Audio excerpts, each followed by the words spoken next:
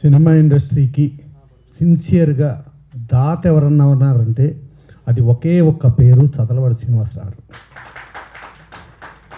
Corona టైంలో నిర్మాతలకి direct వాళ్ళ అకౌంట్లకు డబ్బులు వేసి అటు ప్రొడ్యూసర్స్ కౌన్సిల్ నిర్మాతలకి, అలాగే ఛాంబర్ నిర్మాతలకి, అలాగే ఛాంబర్లో ఉన్న డిస్ట్రిబ్యూటర్స్కి, అలాగే పేస్టింగ్ బాయ్స్ కానించి, లైన్ ఇన్స్పెక్టర్ల కానించి, రిప్రజెంటేటివ్స్ కానించి, ఇండస్ట్రీలో 2 రాష్ట్రాలు, ఇటు ఆంధ్రప్రదేశ్ అటు తెలంగాణ 2 రాష్ట్రాలు వాళ్ళ అకౌంట్ నెంబర్లు తీసుకుని అకౌంట్లకు డబ్బులు వేయటం జరిగింది.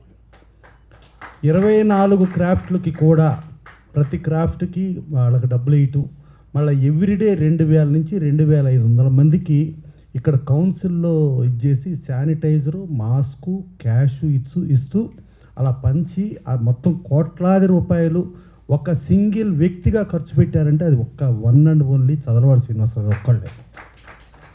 దాని తర్వాత 4650 మంది చిత్రపురిలో అందరూ రోడ్డును పడి ఎవరికాళ్ళు ఇప్పుడు మా ఫ్లాటు మాది డూప్లెక్స్ ఉంది, మాది 3 బెడ్రూమ్ ఉంది, మాది 2 బెడ్రూమ్ ఉంది, మాది ఈడబ్ల్యూఎస్ ఎల్ఐజీలు ఉన్నాయి అనుకుని హ్యాపీగా కళ్ళు మూసుకుని పడుకున్న వాళ్ళది కాదు.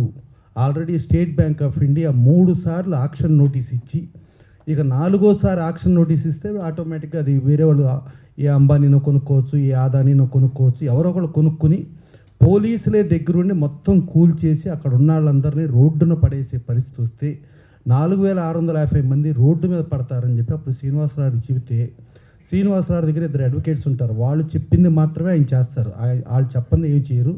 వాళ్ళిద్దరూ క్లియర్గా మీరు డబ్బులు ఇవ్వడానికి వీలు లేదండి అని చెప్పినా కూడా 4650 మంది రోడ్డును పడకూడదని కొన్ని కోట్లాది రూపాయలు ఆ రోజునిచ్చి వాళ్ళ మనశ్శాంతిగా 4650 మంది అక్కడ పడుకొని అక్కడ హ్యాపీగా వాళ్ళ ఇళ్లలో ఉంటూ, ఇంకా దీంట్లో అన్ని కోట్ల స్కాములు జరిగినాయి, ఇన్ని కోట్ల స్కాములు జరిగినాయి అని ఆ మినిస్టర్ దగ్గరికి ఈ మినిస్టర్ దగ్గరికి తిరుగుతూ ఇంత జరగటానికి కారణం చదలవాడి శ్రీనివాసరావు ఇచ్చిన డబ్బులతో ప్రశాంతంగా ఉండటమే.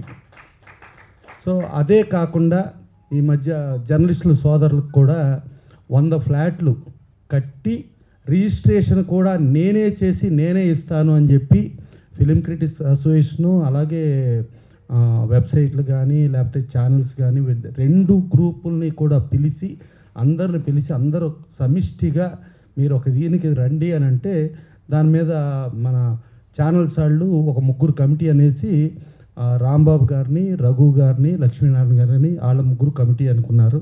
సరే అలాగే బేటా ప్రసాద్ గారు వాళ్ళు కూడా ఒక 3 ఇస్తే వాళ్ళని చూసి దాని నుంచి అజయ్ గారు అందరూ కూర్చుని ఎవరెవరికి నిర్ణయం చేసుకుంటే రిజిస్ట్రేషన్ కూడా చేసిస్తానని చెప్పి జర్నలిస్ట్ సోదరుకు కూడా ప్రామిస్ చేయడం జరిగింది.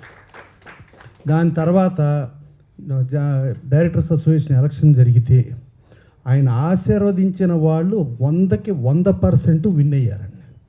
విన్ అయిన తర్వాత ఆయన కృతజ్ఞతలు చెప్పుకుందామని చెప్పి ఉగాదికి వస్తే అప్పుడు నేను ఒక 30 కోట్లు ఇస్తా, ఈచ్ సినిమా ఒక 3 కోట్లు అనుకుని ఒక 10 సినిమాలు మీరే సెలెక్ట్ చేయండి. మీరు అంటే సాయి రాజేష్ గారు కానీ, విఎన్ ఆయిచి గారు కానీ, వాళ్ళందరి మీద సముద్ర గారిని కానీ వీళ్ళందరి మీద నమ్మకంతో మీరు డైరెక్టర్స్ అసోసియేషన్ నుంచి మీరు సబ్జెక్ట్స్ సెలెక్ట్ చేసి ఆ సెలెక్ట్ చేసిన సబ్జెక్ట్స్తో ఆయన జనరల్గా ఏంటంటే ఇప్పుడు ఆయన ఫోన్లో 2 ఫోటోలు ఉంటాయండి, ఒకటి ఎన్టీ రామారావు ఫోటో, ఒకటి రామోజీరావు ఫోటో. సో ఈ రామోజీరావు ఫోటో కిందేమో రామోజీరావు గురువు మాస్టర్ ఈనాడు ఎండీగా ఉన్నారు, తర్వాత ఆర్ఎఫ్సి ఎండీగా ఉన్నారు, రామ్మోహన్ రావు ఇల్లు ఆయన కొన్నారు, ఇక్కడే జూబ్లీహిల్స్లోనే ఉంది, ఆ ఇంట్లోనే స్టోరీ సిట్టింగ్స్ పెట్టుకోమని చెప్పి ఆ ఇల్లు చెప్పారు.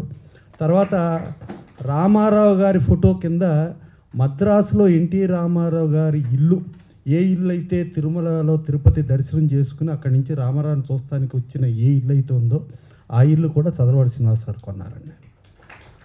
కొని ఇవాళ ఆ ఇంటికి ఆయన కొన్నద రేటు కంటే డబల్ పైన రేట్ వచ్చి అమ్ముతారా అన్నా కూడా దానికి 100 రెట్లు ఎక్కువ ఇచ్చినా కూడా నేను అమ్మను అని చెప్పి ఆ ఇంటిని ఒక అద్భుతంగా ఒక రామారావు గారికి ఒక గౌరవప్రదంగా ఉండేటట్టుగా డెఫినెట్గా మద్రాసులో ఎంజీఆర్ గారిని చూసుకోవచ్చు, శివాజీ గణేశన్ గారిని చూసుకోవచ్చు, రాజ్ కుమార్ గారిని చూసుకోవచ్చు, ప్రేమ్ నజీర్ గారిని చూసుకోవచ్చు.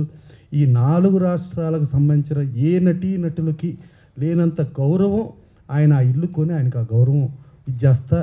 ఇక డైరెక్టర్స్ అసోసియేషన్కి ఏమో ఇట్లా ఇది చెప్పారు, చెప్పి ఏదుండా ఇండస్ట్రీలో ఏదుండా నేను ఏదుండా మీ అందరికీ అండగా ఉంటా అని చెప్పి అలా భరోసా ఇచ్చి, ప్లస్ ఇది కాకుండా ఎలక్షన్లో నిలబడినప్పుడు కూడా సాయి రాజేష్ గారు, వీణాయిచ్చి గారు ఏదో కాకతాళీయంగా జనరల్గా మనం పొలిటికల్గానో లేకపోతే గెలుపు కోసమో ఏదో తెలిసినవి తెలియనివి ఏదో వాగ్దానాలు చేసేసి మనం గెలిచేయటం ఇంపార్టెంట్ అని చూస్తాం, కానీ వీళ్ళు గెలిచేయటం ఇంపార్టెంట్ అని చూడలేదని ప్రాక్టికల్గా ఎలా వీలవుతుంది, ఎవరెవరితో మాట్లాడాలి, ఒక సినిమా రిలీజ్ చేయాలంటే ఆ సినిమా రిలీజ్కి ఏ బ్యాచ్ని పెట్టుకోవాలని వాళ్ళ బ్యాచ్లతో మాట్లాడి వాళ్ళకి నచ్చితే సినిమా కొనేటట్టు, నచ్చకపోతే హెల్ప్ చేసి రిలీజ్ చేసేటట్టు అట్లా ప్రతిదీ మాట్లాడి వాళ్ళు ప్రామిసులు చేయడం జరిగింది. వాళ్ళ ప్రామిసులు నమ్మి ఓటర్లు పర్ఫెక్ట్గా వాళ్ళకి తీర్పు ఇవ్వటం జరిగింది.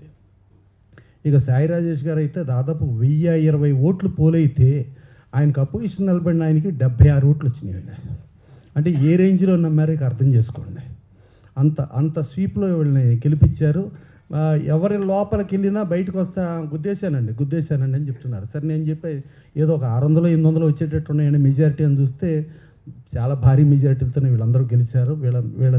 వాళ్ళు నమ్మి ఆ నమ్మకానికి తగ్గట్టు వీళ్ళు ఇచ్చేస్తే వాళ్ళకి ఆ చదలవాడ శ్రీనివాసరావు ఒక అదృష్టమైన ఒక వరంలాగా ఇచ్చి ఆ వరంతో కూడా ముందుకెళ్ళటం, దీన్ని ఇన్స్పైర్ అయ్యి ఇంకెంతోమంది ముందుకు రావాలి.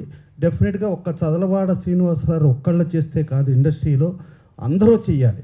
గతంలో కూడా ఆయన కరోనా టైంలో ఏ ఒక్కళ్ళో చేయటం కాదు, మనం ఛాంబర్ తరపున చేద్దాం, ఛాంబర్ తరపున చేస్తే ప్రతి ఒక్కళ్ళు డొనేషన్లు ఇస్తారు, డొనేషన్లు ఇస్తే ఇంకెక్కువ చేయొచ్చు. ఇంకా రామోజీరావు మనం ఛాంబర్ తరపు నుంచి చేస్తే రామోజీరావు ఒక 10 కోట్లు ఇస్తారు. అట్టా ప్రతి ఒక్కళ్ళు ఇస్తే కొన్ని 100 కోట్లు రాగలిగితే ఇంకెంతో చేయొచ్చు అని చెప్పి ఆయన చెప్పడం జరిగింది. బట్ అది ఆచరణలోకి రాలేదు. సో ఇట్టా ఒక ఆర్గనైజేషను, ఈ ఆర్గనైజేషన్ నమ్మి రావటం, దీన్ని ప్రతి ఆర్గనైజేషను ఫాలో అవుతూ డెఫినెట్గా చదలవాడ శ్రీనివాసరావు లాంటి వాళ్ళని మనం కాపాడుకుందాం, వాళ్ళు ఇండస్ట్రీని కాపాడతారు. Thank you.